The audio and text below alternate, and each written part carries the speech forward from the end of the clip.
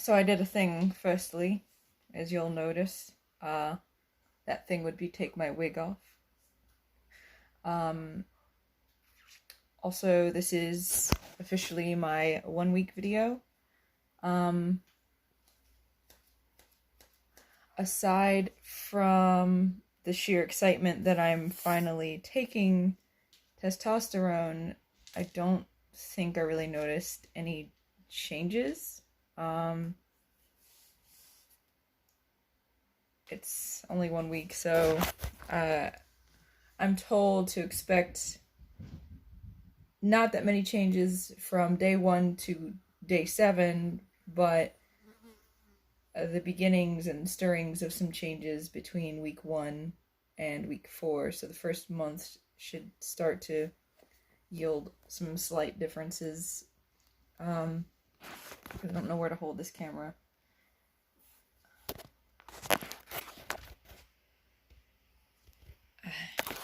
You guys are learning with me. I apologize. Some things I said I would do in my first video that I haven't done yet, mostly because of the lack of inspiration. The sheer heat of Texas, the lack of central air, because we need to get an electrician out to our new house before we try to turn electricity on so as not to burn the place down. Yeah, it's been a rough week. So the thing I said I would do in my first video was to read this journal entry, which kind of better states or articulates my thought process on starting testosterone. The problem is it's hokey. I write like somebody who wishes they were a mid-centuryman, and I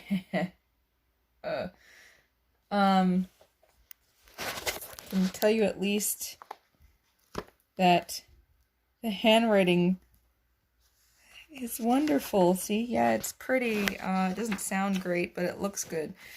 I'm just gonna read it. I'm gonna try to just read it and get through it and not stop, even when I become embarrassed and feel awkward. Yeah. Okay then. Maybe I should have read through it once more. I don't want to go in mentally prepared, because then I just won't do it. I'll be like, nope, not reading it, period. And I want to share this because I feel slightly like it. Okay, whatever. Too much yammering. Hope I don't wipe my eyebrow off. Okay.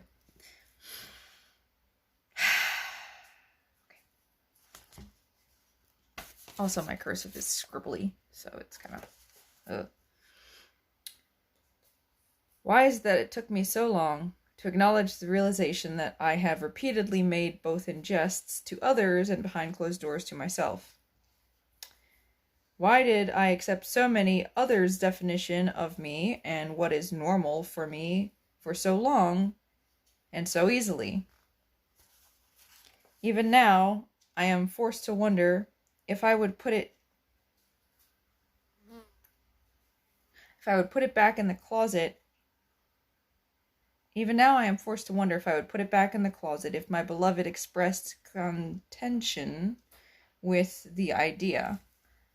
Which, I'll take an aside to say, we've already discussed this a couple times since I've written this, and there's no problem. He loves me and wants me to be happy with being who I am, and he's good with it. So, hell, I know I could never have made the decision when I was with Alex, that's an ex of mine. I know because even then it was trying to come out. Come out. I try to think back. When were the first stirrings? Was it because of Johnny? Because he liked cross-dress? Or was that part of what drew me to him? It occurs to me now.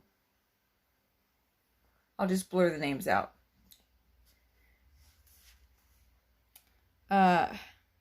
Or was that part of what drew me to him?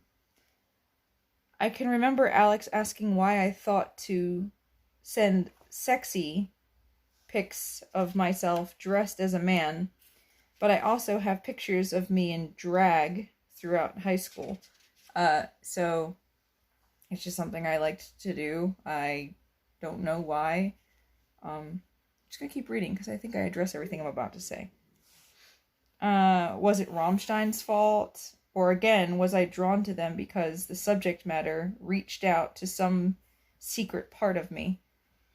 I can remember making masturbatory aids that were essentially a body I could fuck as a male with a strap-on, even before strap-ons. Even before strap-ons, there was Play-Doh. Okay. So, the masturbatory aids. I don't know if I get down into this further, but basically I used to take pillows. Like I would take 2 pillows, press them together, and then put clothes on them to sort of make a body out of it. And I don't know, I had little siblings, so there was like those bottle liners that you drop into bottles when you're making a bottle for a baby. I actually took one of those bottle liners and put it between the 2 pillows that were laying up on top of each other. Why are you hissing? You're hissing at the kitten. The kitten is like the size of one of your lamb chop ass legs. Okay, Leonidas. Anyway, I put the bottle liner between 2 pillows to sort of make a place to be a vagina or an asshole. I don't know. It was something for me to use the strap-on on. And okay, the more interesting thing that you all are wondering, whoever's watching this, which is probably nobody, Play-Doh. So I would take Play-Doh, and I was young, so I don't really know. I didn't really know what it should look like. I just kind of squished it into the general phallic shape, and kind of that would be my junk. Yeah. Moving forward. I can repulse. I repulse myself, apparently. I can recall playing Barbies with my female cousins, and I always preferred playing the hopeless romantic Ken dolls, because I made them hopeless romantics for some reason. Whom were in touch with their feminine side, willing to lay his jacket on a puddle for the girl. What was always played hard to get by my cousins, and whom I was... Okay. This makes better sense when you're reading it, I promise. Doesn't sound like it. I should read it out loud, but... No. I'm going to start that sentence again. Willing to lay his jacket on a puddle for the girl, what was always played hard to get by my cousins, and whom I was always sure to put into some questionable circumstances. What? Okay, no, it doesn't make sense. It just doesn't make sense. I'm skipping that sentence because I don't know. It was stream of consciousness that I wrote this in, and it's impossible to read it in stream of consciousness with any dignity. Moving forward. No. Basically what I'm saying here is that I would always play the male. The male would always be a hopeless romantic, in touch with his feminine side. And while trying to get the hard-to-get girl, would always for some reason be caught in some questionable circumstance with another Kindle. That was always a thing I kind of had happen. I guess my Kindles were just by AF, and this was like, how old was I? I don't know, 9, 10, somewhere in that like early to preteen age group. I don't know. I'll have to do some research. It was before my parents got divorced. I know that much.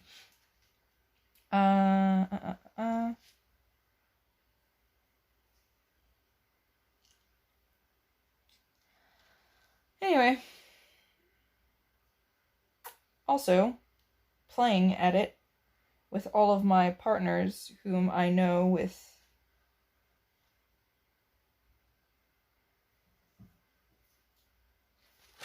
God, I suck at writing. This is an eye opener, guys. I'm just gonna read this paragraph quietly to myself. I know I said I would just read straight through, but I want the points being made in this to be understood, and I think it's a little on the confusing side. So,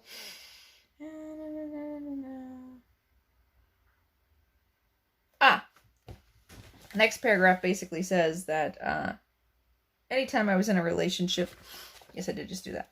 Anytime I was in a relationship for any actual substantial amount of time, I would always try to take the dominant masculine role in bed at some point. And it's not just, I mean, I thought it seemed that it was just, oh, let's get kinky with toys or whatever. But it was more than that for me. It was more than that for me.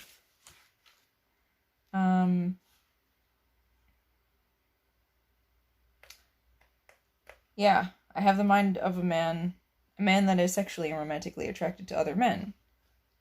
And a small selection of girls.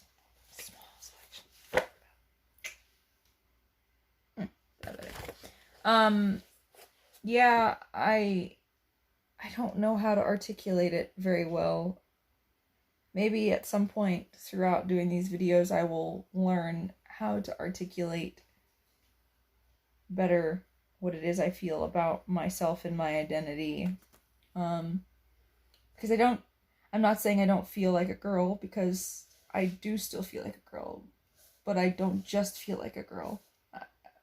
I know that there's a large part of my personality that I would say would identify as male. I'm maybe even in more touch with those aspects of myself, and just chalked it up to being a tomboy, which I think, there may be a such thing as tomboy, but also I think it's a term that was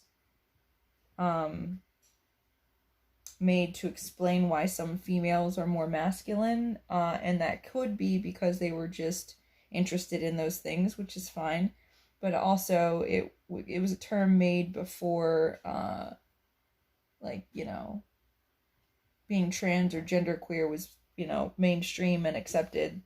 Just like being metro is kind of like, yeah, I'm sure there are just effeminate straight men who don't identify as female, but also there is a large group of people who identified as metro before they realized that they were just a female trapped in a male's body or some such. Hello. What do you have to say about this? Stonewalling me as usual. Yeah, okay, so I'm gonna cut this short so it's not like another 25-minute video of me just sitting here looking stupid. But I read the journal entry. This is me, week 1. I was already kind of toned, so I don't really think that that's a thing. As you can tell, I've struggled with acne my entire life, and I'm happy to know that I'll struggle with it again through my second puberty. Hey!